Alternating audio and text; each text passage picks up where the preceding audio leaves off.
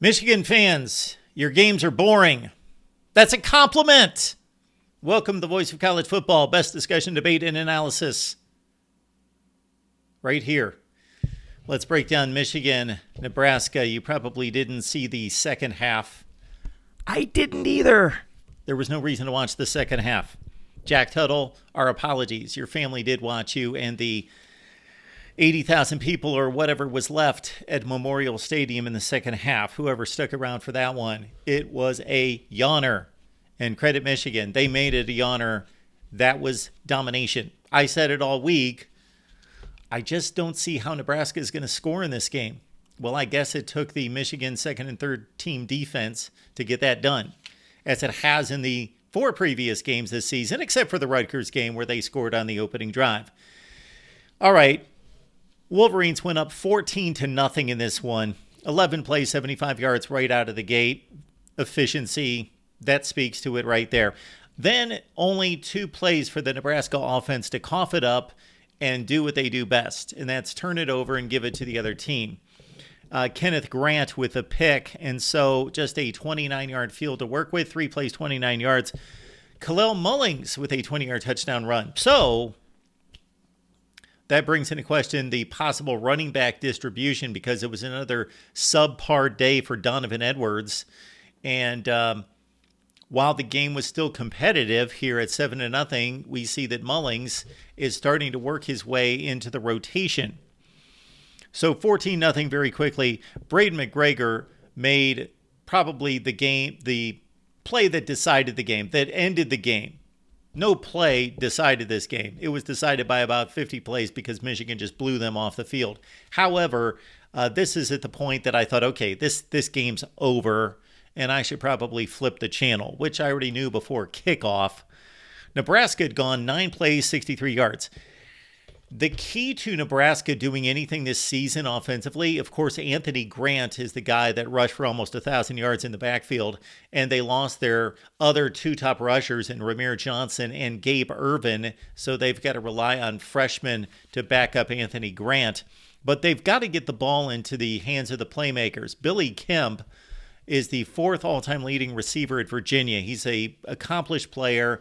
They need to get him the ball. He had a 34-yard reception on this drive, the second drive of the game for the Huskers. And Thomas Fidone, a 5-star tight end, 14-yard reception. Those are the guys that are going to make plays on this offense. But do they have a quarterback on the roster that can get it to them? Jeff Sims could, but you've got to put up with 3 or 4 turnovers, and no team can survive that, especially one that's got mid-tier talent like Nebraska. Well, that drive went by the wayside when Braden McGregor just completely blew up the line of scrimmage on a 4th and 1 play where Heinrich Harburg tried to lunge forward for the first down, and again, McGregor blew it up, and Michigan took over. And that was the best scoring drive that Nebraska had potential for the entire way. J.J. McCarthy, 21-yard touchdown run, and he thanked his offensive line in the end zone. It was noted during the broadcast. And J.J. McCarthy had a clean pocket. He barely had a hint of pressure to his left, but he stepped up, and there was open field everywhere. He sprinted to the end zone. Nobody came within 5 yards of him. And my goodness, this Michigan, between the offensive line domination and the defensive line domination, if Michigan gets anything close to good to elite quarterback play, which they should, J.J. McCarthy's in that class. He's a top 10 quarterback in the nation.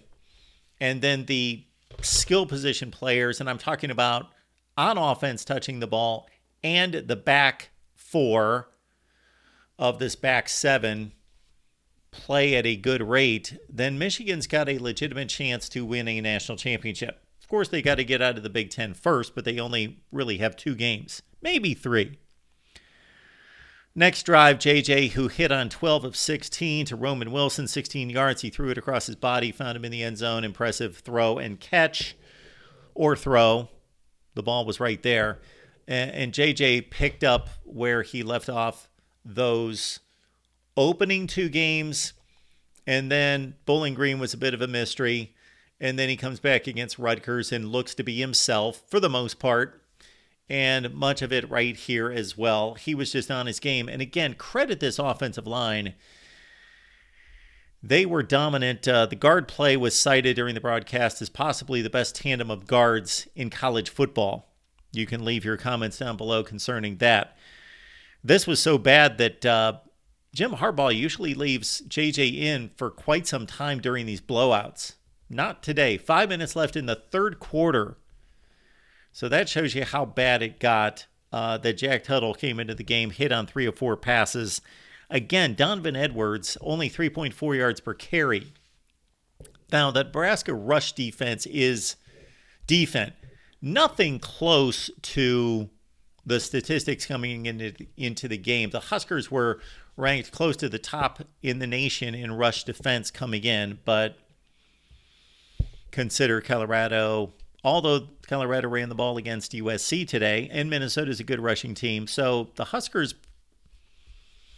I think it will prove out to be pretty legit against the run. Now, Michigan today, 51 carries as a team, 249 yards, 4.9 yards per carry. You will take that in terms of team rushing. Blake Corum, Donovan Edwards, they should be in the 5.5 to 6 yard average. Donovan Edwards at 7 yards per carry last year, at 3.4 today, and that's been the rushing average for most of the season for DE. On the defensive side, Michigan had 4 sacks. They didn't really give up a meaningful play. Joshua Fleeks kept Nebraska from getting shut out with a 74-yard touchdown run that meant nothing, of course, when it was all said and done. Josiah Stewart, the incoming transfer from Coastal Carolina, accounted for 2 of those 4 Michigan sacks. We talked about him much during the offseason in regards to him providing just another pass rushing threat for Michigan. All right, Wolverines 5-0. They go to Minnesota next week. Nothing that the Gophers have done this year gives us any indication that that game's going to be much closer than this one. Will it be closer? Most likely, because Minnesota is a less mistake-prone team than Nebraska. And they're just a more solid team. So it may not get out of hand as early as this one, but it's still going to look something similar to this, probably in the 35-10 range. Purdue's probably the best offense Michigan is going to face until November. That's pretty sad. Hudson Card and company are turning the ball over left and right, but they turned in a good performance today against Illinois with 37 points. So that might be the first offense that provides any type of balanced threat. Devin Mockabee, Hudson Card in the passing game, run pass threat to Michigan's defense. And of course, Penn State's coming up on the road November 11th. For Nebraska, the goal for this team, I would think, would be to make a bowl game. We talked about that during the offseason. 6 wins, bowl game. Matt Rule, in no way should anything that's happened in these 5 games reflect on his ability to coach a football team, build a program. He's just starting out. It does look like Scott Frost's team still, but it's not. And Matt Rule can coach. He's proven that at Temple, and he's proven that certainly with Baylor. 2-3. They've got Illinois, Northwestern, Purdue, Michigan State. Listen to that. That is exactly on Nebraska's tier right there. Illinois, Northwestern, Purdue, Michigan State. They could go 4-0. They could go 0-4. Their goal should be to win 3 out of 4. 3 out of 4, and that would be a good run for Nebraska to get them to 5-5 with 2 games left. Your thoughts about the Huskers, the Wolverines? This is our instant analysis. Join us tonight, every Saturday night, for our weekend wrap-up show where you can give me a call and we can talk college football right here at the Voice of College Football.